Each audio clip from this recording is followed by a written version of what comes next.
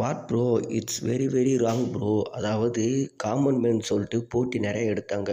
பாவம் ஒருத்தன் வந்து help me Bigg Boss Vijay டிவின்னு சொல்லிட்டு முட்டிக்கால் போட்டு கஷ்டப்பட்டு இவன் வந்து வீடியோ மேக் பண்ணி போட்டான். இன்னொருத்தன் ஆரி ப்ரோ என்ன சொல்கிறாப்புலன்னா, நைட்டி வந்து நீங்கள் போட்டுட்டு வர்றது சரியா?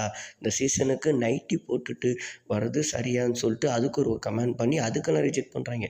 நிறைய பேரை கூப்பிட்டு வச்சு தன்னோட கண்டென்ட்டுக்காக நிறைய பேச வச்சு அப்பாவோட சென்டிமெண்ட்லாம் பேசுகிறீங்க.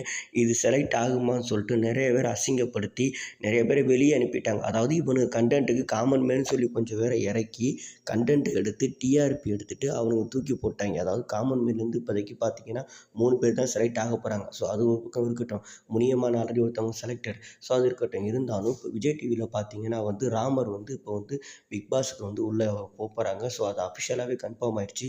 இதெல்லாம் விட பெரிய விஷயம் என்னென்னா, விஜய் டிவி நிறைய ப்ராடக்ட் இறங்குது. இந்த எப்படி சொல்கிறது, மகாநதி சீரியலில் நடிக்கிற அந்த சீரியல் ஆக்டர்ஸ் ஹீரோவாக இருக்கட்டும். ஸோ அவர் கூட குக்கு வித் கோமாளியில் கூட இப்போ இறங்கி கலக்கிக்கிட்டு இருக்காராம். ஸோ அவரை இறக்க போகிறாங்க. அது போக காவேரியை இறக்குறாங்க.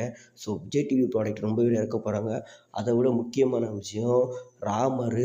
ஸோ கண்டிப்பாக பிக் பாஸில் இறக்க போகிறாங்க. ஸோ நான் என்ன கேட்குறேன்னா, நீங்கள் வந்து விஜய் டிவி ப்ராடக்டை இறக்குறதுக்கு இன்னும் மைத்துக்கு நீங்கள் வந்து காமன் மேன் சொல்லி நிறைய பேர் ஆடிஷன் கூட்டி வர வச்சு அவங்க ட்ரெஸ்ஸை பற்றி இழிவுபடுத்தி முதல்ல அந்த 3 பேர் சக்ஸஸாக இருக்கிறது என்ன தகுதி இருக்குது? ஆரி ப்ரோவை தவிர சொல்லுங்கள் பார்ப்போம். ஓவியாவை தவிர ஆரி டூ ஓவியா தவிர என்ன தகுதி இருக்குது? என்னடா உங்கள் ஆட்டம்? இதுக்கு விஜய் ப்ராடக்ட் நிறைய பேர் இறக்கிட்டு போயிடலாம்ல. ஸோ நான் அப்போவே தெரியும் பிக் பாஸ் காமன் மேன் பக்கா ஒரு ஸ்கேம்னு நல்லாவே எனக்கு தெரியும் மக்களே.